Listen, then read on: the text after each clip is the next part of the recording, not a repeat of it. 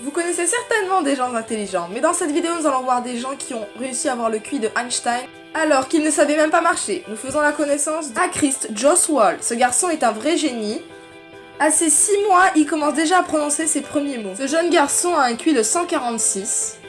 À seulement 7 ans, il fut sa première procédure médicale. À l'âge de 7 ans, il réussit à aider une fille.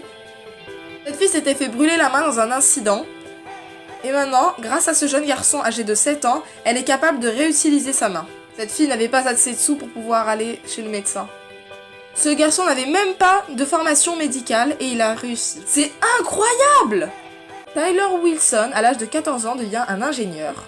Il annonce à ses parents qu'il veut devenir astronaute. Cet enfant part donc dans une école pour surdoués. À l'âge de 14 ans, il devient le premier enfant à avoir inventé un mini-réacteur à fusion nucléaire. Vous imaginez?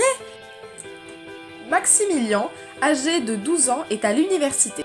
Il a 3 ans d'avance. C'est un vrai surdoué passionné de maths.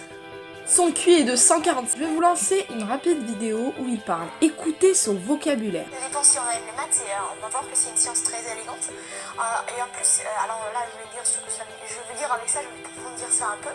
Alors, disons qu'on a un théorème dans les maths. Disons un théorème, je sais pas, il y a des théorèmes faciles à trouver, difficiles à trouver. Il y a des théorèmes faciles à prouver et difficiles à prouver. Et alors, il faut trouver pour tout théorème un chemin très simple de le prouver.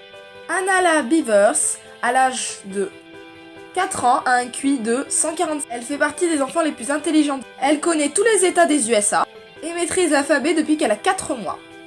Et quand leurs parents font la moindre erreur, celle-ci n'hésite pas à les reprendre ou à les corriger.